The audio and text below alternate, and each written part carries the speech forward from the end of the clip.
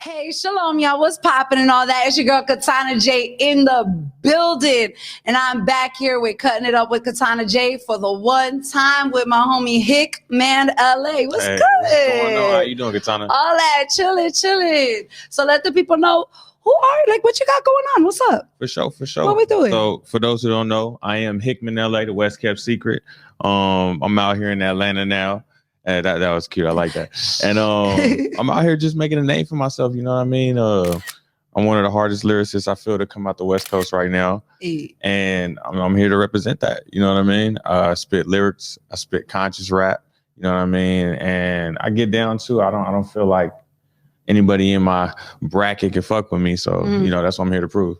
That's what's up. So now with you saying that you're more like into conscious rap, so more saying that you're more into relaying messages in your music, or like are there specific messages you're trying to relay within your music? Yeah, I'm really into motivation, self-motivation. So I do a lot of that. I'm very bar heavy as well, you know, so I'm always spitting freestyles here and there. Lupe Fiasco is my favorite rapper, my favorite living rapper. So you can imagine, you know, how deep I try to get with it. But I like to have fun too. I got tracks where I got fun. Yeah, that's the word we try to get to. Right, it came out right. But I have tracks where I have fun too. You know, I got a song called Gucci. You know, mix it up. You know what I mean? From the West, so you know I got to keep it like, you know, bopping a little bit. Yeah, for sure. That's the this bop. That's what it is. The West Coast, the this bop. That's what I'm gonna call it from now on. That's funny. Right, for the one time. So before we keep going with more questions and all that, guys, we are just going to talk real quick. We are going to keep ourselves nice and hydrated with some Aquano Hydrate. Guys, check them out on Instagram. Stay hydrated, baby. All that. But yeah, so anyway, okay, so we've touched a little bit on some artistry stuff. So the way that this kind of goes on how I like to do the show is where we'll tap into some artist stuff, some business stuff, whatever it is that, you know, that you're here for. Because sometimes we'll have musicians, sometimes we'll have, you know, let's say artists, whatever it may be. Right. And then we're going to tap into some personal stuff. So I know when we were talking behind the scenes, we talked about a bunch of different things. Real quick too. So real quick. So we're going to tap on the first subject, of course, because I've been waiting. So, guys, you already know I'm a Pisces, Scorpio, Capricorn. That's that Pisces shit right there. Right, so Pisces shit, because I can't stay still. I'm a Pisces, Scorpio, Capricorn. And Mr. Hickman. I'm a Capricorn, Pisces, Cancer. Oh my God, you want to talk about me? And that cancer is emotional but petty. But the Capricorn in you, I see that you like to talk a lot about that on your social media and your Instagram and things of that nature. So I feel you resonate with your Capricorn a lot? Yeah, definitely. What about your Capricorn? Do you feel really more like screams out, I'm Capricorn? I feel solid. You know, I feel like, you know, we're earth signs, so we grounded. You know what I mean? I'm real grounded. I'm not really too easily influenced. You know what I mean? Stubborn, structured. You know, I sit back and I watch. You know what I mean? And I'm business minded. You know what I mean? So that those qualities make my outer exterior, you know, personality. Yeah, because then that water sign is all in the inside like a waterman. It's crazy. But see, earth and water, that's growth. You know what I mean? I mean, for me, sometimes that shit make mud. But for the one time, because for me, I'm the opposite, where I'm the water sign and then the earth sign. So I'm very much like, I love to be creative and daydreaming all over the place. But at the same time, I tend to be very like, you know, I try to like be career oriented and I try to get grounded. Right. I don't know. I mean, you seem pretty grounded. Right. So let me ask you something. While I was being, you know, my nosy self and I was scrolling through your Instagram, I seen that you did a performance in AC3, but you were able to do it in a way where you were able to fuse your corporate job with your artistry life. You seen that. Yeah. Yeah. So can you talk to me a little bit? Because that's cool. See, I want to be able to, you know, talk to the audience and show the audience like, hey guys, you want to be an artist? It's cool. Don't necessarily give up your everyday, you know, to be able to have your bread and butter to eat, but get it in a way where you can kind of like fuse them together and make it, you know, work and balance. what is it that you do in your corporate life, and how did you get that? How did you play that off? Oh, okay. That's a really good question, actually. You went in. Hey. So I went to Tuskegee University down in Alabama, and I got my degree in supply chain management, right, in business. So I got my first job out here in Atlanta. That's how I came to Atlanta, and that was always my plan, to get a job out here so I could do the music out here too. Right. So, I've been making a name for myself. My messages is pretty, good for the most part. Right. So I was telling people, yeah. So I was telling people my job, hey, I need some votes to be able to perform at A3C. And it kind of just blew up from there. And the whole corporation had my back, and they were voting every day. And I was able to perform, highly because of them. So it was really cool just to have people, because, as an artist, you'd be like kind of worried about that. You'd be like, oh, they're going to look at me crazy. Into your corporate. Yeah, you want to keep very rebel, rock star, urban, rock and roll. And it's not really understood by corporate America, so. But it was a good experience because they asked me to perform. They was like, yo, can you perform at this?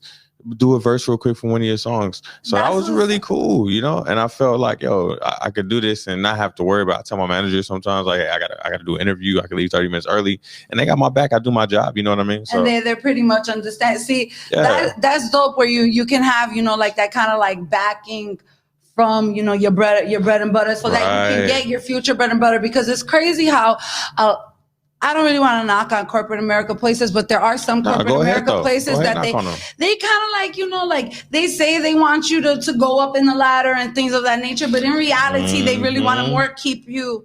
Working. You know what I mean? Like working. Because I feel like once I left the whole corporate America thing and I really started, just focusing on my career, the things that I like to do, being creative and stuff like that. Like, I was like, oh, that's what they were doing to me. That's right. Like, bruh, like, what the fuck? And it's crazy because even like with going on and doing makeup and stuff like that, even that whole beauty industry in its own is crazy too. Right. But getting back, so then we kind of like brought in, your personal life a little bit with your artistry. Let's get back to your artistry. Is there any like new things you got going on right now, or anything that like we can be expecting from you?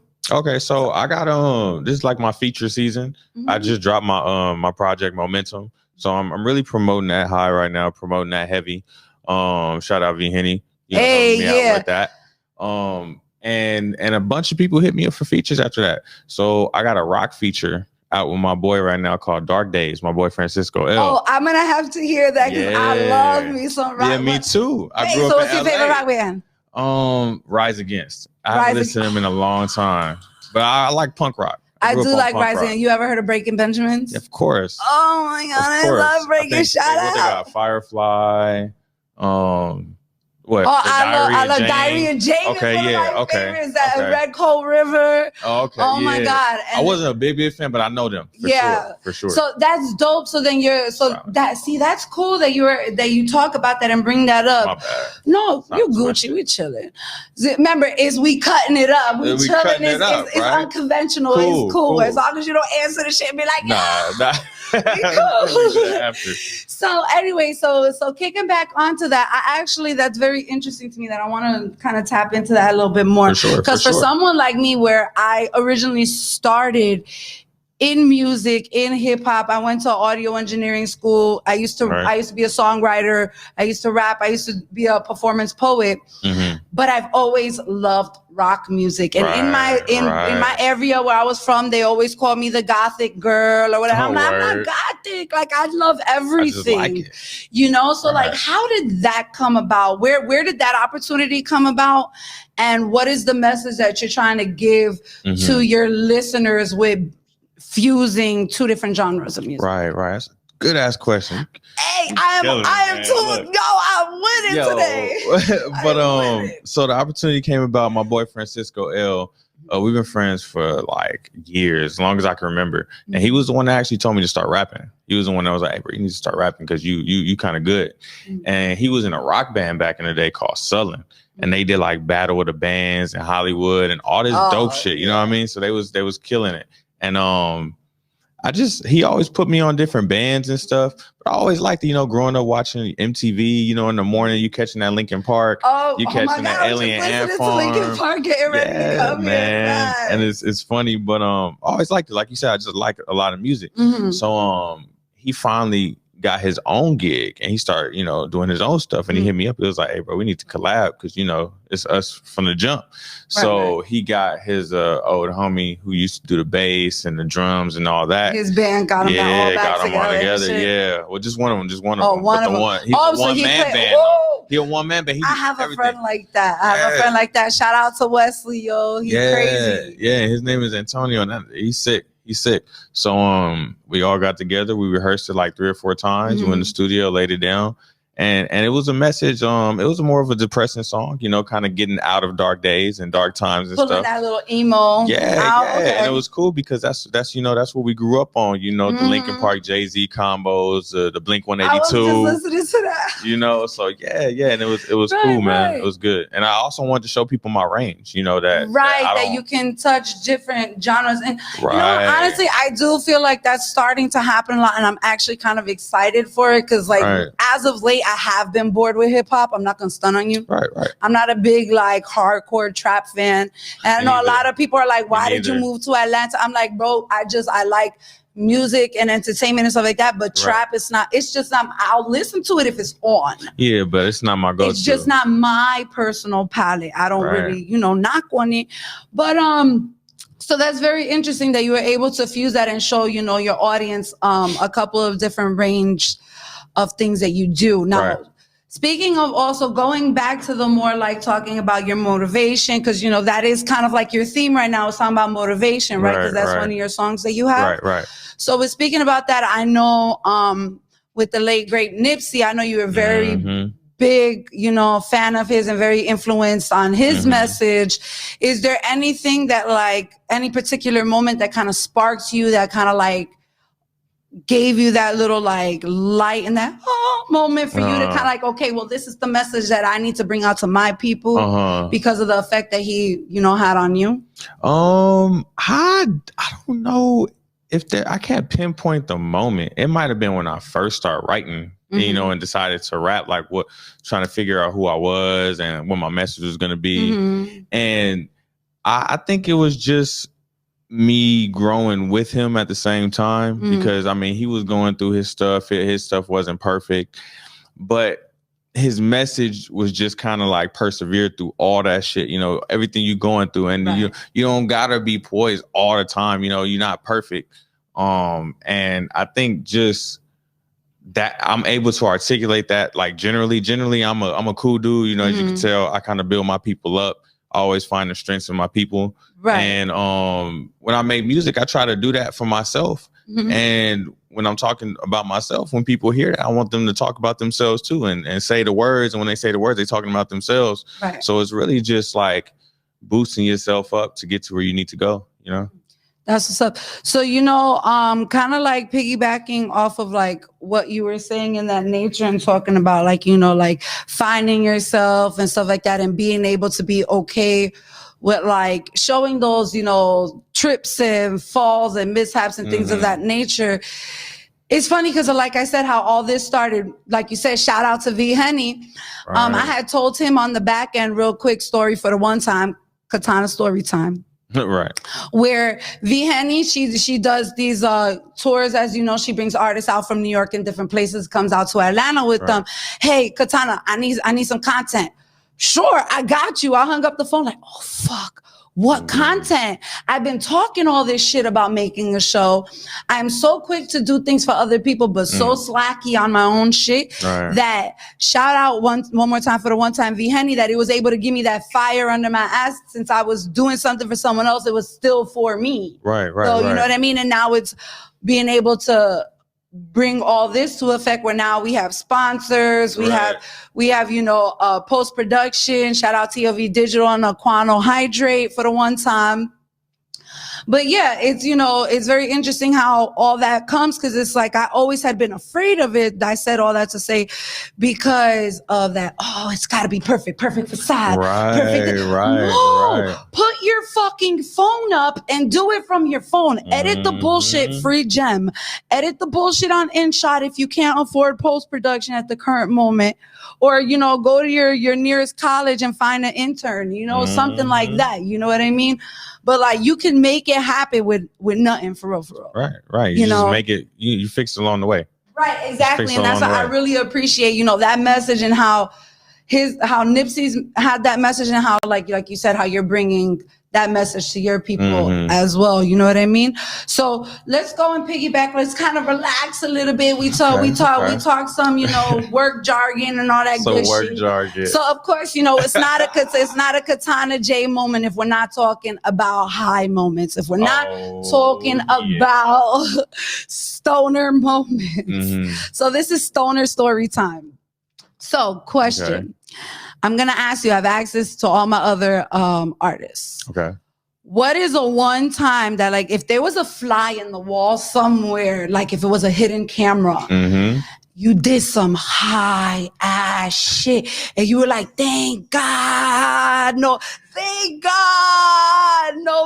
here to see this. You know what's funny? What? I was thinking as you were asking, I'm like, how the fuck am I going to pull out all the high moments I had in my life? You feel me? But it just came. It does. It comes like this. It was the first time I came to Atlanta, I remember. And we went to opera. I think we went to opera. And we was chilling at opera. Everything was cool. I just danced with a couple girls. I was feeling myself, whatever, whoop, you know. I was smoking a black. We had just smoked some weed. I was high as hell. Right. You can say weed and all that stuff. Yes, this is 420 friendly. It's okay. And I was smoking a black, you know, just keeping it cool, whatever. Man, I must about hit that black backwards with put the cherry in my mouth. I was like, ooh, most stupidest shit. Did nobody see it? So I kind of just like, but you know that burn stay on you, and I was just walking around. I was walking around like, fuck, I'm done. Man. But man, yeah, that's a moment I just thought about right now. That's funny. I just have I always have high moments by myself, but I just have one most recently. I don't remember if I was cooking breakfast, dinner, something. And I'm the type of cook that I will taste test while I'm cooking, especially if I know it's for myself. You know, I'm not worried about other people, but I always have the habit of when the fork is hot, I still put that bitch in my mouth. I literally had a fork, like it looked like the two lines of the fork right here. That's that Pisces shit. I don't even be thinking sometimes. But the thing was like, it took me 2 hours later to realize it happened. So I didn't feel it. I didn't see it. I'm like, what? And the next day, not that day, the next day I realized it was a fork burn. That's crazy. Yeah, I do shit like that. Yeah. So, have you been able to, like, I know you say you're originally from LA and you came out here to Atlanta. Have you been able to touch any other states and any other cities? Yeah. Let me think about that. I got to think about it. I was doing Alabama. That's where I started doing all my college tours. I know we did Florida. We've been to Florida. And I did a show in Charlotte, North Carolina. I did a car show out there. And that was dope. Because I never did a car show before. So it was a cool crowd. I love car. Yeah, man. The tattooist out. The break dancers was out. The models and stuff and the cars. Yeah, it was cool. It was cool. What was it? What kind of car show was it? I think it was, what was it? Evo Evolution. It was so long ago. It was like 2 years ago. It was like WRXs. Exactly. I used to race cars back in the day in Jersey when I was young. I used to be a big gearhead. Yeah. Okay. Shout out all my JDM family, all my Honda heads in the building. So let's talk about, let's say, like, when you're riding or you're getting in your zone, what's your process? Do you prefer to like write at home throughout the week? Do you prefer to have writing sessions in the studio? What's your process to really get yourself in there? I write a lot at home. And I write on the go, bars here and there that I think about, throughout the day. But if I'm about to if I know I'm about to go to the studio next week and I got like 3 or 4, tracks to cut, I'm gonna be in the house, get in my little corner, and I'm gonna just listen to these beats over and over and over, and just rehearse. I don't really like writing in the studio because I feel like you're supposed to be prepared when you get there. Right. You know what I mean? Unless you just got it like that, and you could just unless it's just the 24 homie. hours, and you just in there for the Lolo. But yeah, I just get in my little creative space. I don't really do anything ritualistic. I don't like light no candle. I don't gotta smoke. Nothing like that. You don't have to smoke to get your zone? No. Sometimes I remember before I would go to the studio, and I kind of grew out of it the more I grew into myself. But I wasn't smoking before a performance. I wasn't smoking before. Everything would be after. So I make sure, that's usually how I get it right, get it out, and I don't need it. You know what I mean? That's that Capricorn controlling shit, because Capricorns are controlling as fuck. Trust me, I was raised by one. Oh shit! My mama's a Capricorn. My moon sign's a Capricorn. Shout out, mommy. Hey, that's for real. No, but it's true though, because I feel like, tell me if I'm wrong, where we feel like we have to okay, gotta make sure A, B, and C goes the way A, B, and C goes, and not 1, 2, 3. You know what I mean? Right, and especially because of the fact that our crafts are our babies. Right. You know what I mean? We kind of feel like we need to really more focus. I mean, not anything wrong to the artists and the people out there that know how to do it, that do it well. Right. When I'm on my show, sometimes I may smoke while I'm on my show or something like that, because it's cutting it up. We're chilling. Yeah. But if I had to MC on a stage or anything of that nature, especially a photo shoot, because I'm not trying to have the high face. Stay having a high face. I need to watch that. I'm trying not to, unless you're trying to have that as one of kind of your the look. Yeah, kind of one of your things, because Machine Gun Kelly is always high. So true that kind of just goes with him now. You know what I mean? But and Wiz Khalifa always high, Snoop Dogg always high. Yo, fun fact that they said that Snoop Dogg smokes 81 blunts a day. I hope he don't get cancer, because damn. Bro. Damn. But I mean, he been smoking that many for that long. No, if I had it though, I could do it too. I'm saying, okay, so let me ask. Oh, this sounds like a good 420 question. Okay, so once you get your artistry and your brand to where you want it to be, right? Shit. And you can actually be that all day chain smoker. What's your leaf? What's your roll up? Paper? Are we talking papers? Are we talking bongs? Definitely are we talking papers, backwoods? What are we doing? Papers and bongs. Papers and bongs first. So you're more clean. No more tobacco for me, man. I'll be coughing too hard. I'll be like, yo, I've been smoking half my life now. The homies been rolling blunts forever. It's all right, let me get to the point where I'm just smoking joints. You know what I mean? I got some joints on me right now. I feel you. But I don't know, for me, I must got dragon lungs, because them papers, the first time I ever rolled a cone, I put a whole 3-5 in a cone. A whole 3-5. It was a king size cone. Yeah, because in Jersey, it's now it's fully legal, but it was medically, it wasn't recreational, it was only medically legal. Right.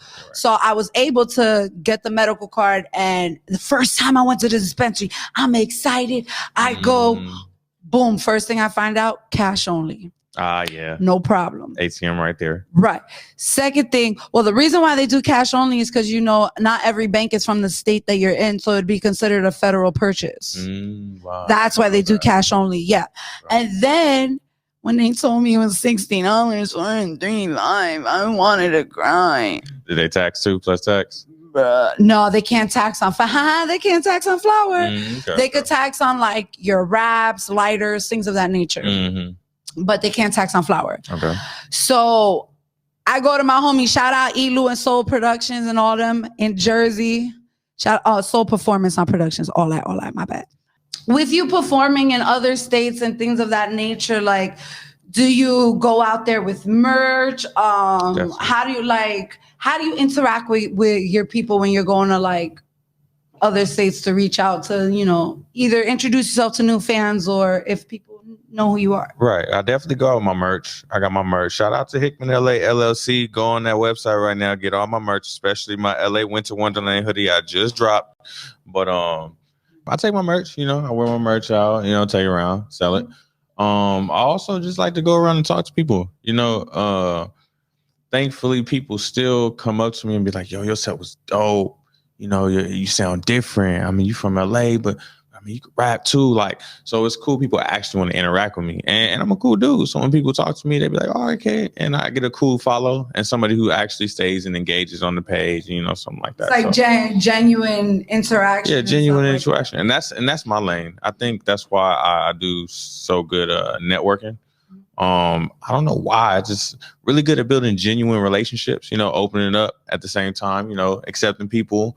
Even if they got different, you know, backgrounds, different ways of thinking. So let me ask you, as far as like all the different types of performances and interviews and things of that nature that you have done, was there any like one moment, like as an artist, that really like stuck out to you? Like, damn, I'm more than just like, I'm an artist. Yeah. It was actually at A3C. I had got to get on to a stage called Beats and Bars with iStandard. And it was dope. Yeah, and it was dope because the dude who was running iStandard at the time, his name was Jay Hatch. And I had read his book. He read a book called How to Escape Your 9 to 5 and Join the Music Industry. And I really resonated with his story. So I saw him at A3C. And I was like, yo, I read your book. You inspired me, yada, yada, yada, you know? And he was like, and I had my cameraman with me and all that stuff. So he was like, oh, cool. You know, what's your name? What you do and all that stuff. And then he was like, you busy tomorrow? And I was just like, nah, what's up? He was like, all right, this would be good for the camera. All right, just act like it's my first time saying it. And he was like, you know, so you busy tomorrow? And I was like, nah, why? He's like, all right, I got a stage, come through. And it was a stage where he took 8 producers and he put them with 8 MCs. And they would each play a beat, and the MC had to come with a different freestyle, each person. So I had to come up with 8 freestyles in like, 24 hours? 24 hours. And it was just like on top of me performing the night, on top of me trying to network. I already had a schedule. Right. I already had everything mapped out. It was the last minute. Yeah, it was last minute. And it was cool. It was cool, man. And so we went to the Waffle House. And I sat there for about 2 hours and kind of just like put everything, and it was the man. What? It was the one that got holding it down. It was the one that got busted up during the Atlanta riots. So yeah, the one down by Centennial. Yeah. And so I was like, damn, that Waffle House special to me. Right. But, so I put everything together. I haven't heard the beats. Nobody's heard the beats or anything. So I'm just like, fuck it. I gotta. I'm even not sure if your flow is even gonna match. What? And not only that. These other 7 MCs have known about this for months. Way before, you know what I mean? Right. So I just hopped on. So I get there, they got charity work, they got Kato on the track, they got Street Runner there, and Street Runner. I've been listening to Street Runner like my whole life type thing. They got some names up in there. And I go up there and I kill that shit. I promise you. It's like one of my favorite moments. It's on my gram and everything. And Street Runner, after he walked up to me, he was like, all right, I'm following you now. I see you. DJ Tomp was there. He stopped me. He was like, yo, bro. And I saw him in the crowd. I was like, is that DJ Tomp? Like, because he has a very different face. Yeah, very And I was like, is he rocking with me right now? And then he was like, yeah, I got to see him face to face. I'm like, oh man, this is dope. So the fact that I was able to pull, you know, that out of me real quick, I was like, man, yeah, I got it now. I got to go. So I want to touch a little bit more on it. Of course, like I said, it wouldn't be Katana J if we don't talk more stoner things. We talked on you like your bongs, you like your papers. Mm-hmm. What's your favorite strand? Do you have a favorite strand? Anything OG. Anything OG. I'm bespoken marathon OG. Opposite of me. I don't like OGs like that. I mean, OGs are cool, don't get me wrong, but it's not my fave. Okay, what's your like if I had to get like my unlimited like supply of some stuff, it'd have to be something super potent and super like strong. Like I don't want to sound like a basic bitch and say runts and things of that nature, but more in the higher strains and stuff like that. But OGs will knock your ass out too. I feel like, to me, don't get me wrong, and 420 world, do not kill me. I feel like OGs to me are just really strong, good mids. That's how I feel like they're like They're like the mid of the exotic world. The mid, because they're an exotic. They're still an exotic, but they're not where you're going. They don't. I said, but they do though. You just gotta get the right ones. Come on. Since out here, I've been more focusing on just smoking, not really doing the whole big pharma meds and anything like that. Which, ironic enough, since this is my own platform, Boom. Facebook, they put me in jail. What you say about big pharma? I said, "Fuck big pharma, they're killing us." Yeah. And they put it down like I threatened them. Yeah, they run that. I did not threaten big pharma. I just said that they suck. They do suck. They run that though. You know what? I don't care. You can have Facebook, then I'll go to Instagram. Right. So since we are down to our last few minutes, I want to give you the floor. If there's anything that you want to let the people know, anything that you want to let them know, up and coming projects, things you want them to go and look at out now, that camera is yours, Thug Life and all that. All right, so y'all can all go check out what I got, man. There's so much shit going on. Okay, hey, what do you want them to know? Yeah, what I usually do, the first thing that comes to your mind, whatever comes out, that's what was meant for you to say. Right. So I got my videos, Dark Days, Catch It With Me and Francisco L, my first rock, collab. So it's very special to me. I got my project I just dropped, Momentum. I'm pushing that hard right now, so go check that out. I got the Momentum video out, and I got the Manifest video out. Both of those songs are on that project, so go check that out. I'm about to be featured on my boy Call Me Ace's album.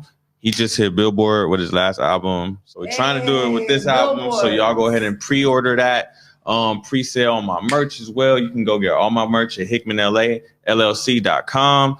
/products, and it'll take you to everything. I got hoodies, hats, masks, so go ahead and do that. And yeah, tune in to all these interviews. I've been interviewing my ass off for the last 2 weeks, and I'll be posting them up, especially with my girl Katana over here with her crazy ass. Gang, all and that. man, turn in. Also, I got some songs coming out with Black Metaphor too, so be on the lookout for that. Black Metaphor produced for Game, Rick Ross, French Montana, bunch of hitters. Yeah. So Let's cool go. opportunity. So we're gonna be expecting something. All right, for sure. It's coming. It's coming. So before we go, I have to ask, because I don't know if it's my Puerto Rican Jersey accent, but I swear I be wanting to say Hitman. So I know it's Hickman, LA. Can you please explain to me where Hickman, LA came from? Because I have to say it slow. Yeah. A lot of people say Hitman too, just off of, that's what it sounds like. But that's my last name. That's my last name. Oh my God, that's so funny. You figured that out pretty much? Actually, TBH, when I was on my way over here, my boyfriend said that shit to me. Because I was like, yo, I keep saying Hitman. And I was like, it's Hickman. But what's a Hickman? And he goes, it's probably his last name. Yeah, that's exactly what it is. Yeah, you're right. Bro, dude, yeah, that's my last name. So I had to ask for the one time because it was going to bother me if I didn't find out. Right. Yeah, it's my last name, my government last name. Okay, that's what. And then LA because you from exactly. LA. Exactly. All right, that's what's up. So again, guys, it's your girl, Katana J, with Cutting Up with Katana J for the one time with my homie, Hickman, LA. Sponsored by Aquano Hydrate. Stay hydrated and all that. Get yours today. Let them know Katana J sent you. And remember, if you're looking for any logos, any type of digital artwork, if you're needing some paintings, or if you are an artist or some type of creative and you got a message to get out and you want to come and cut it up with me, holla at me for the one time. So once again, shalom and all that. Peace.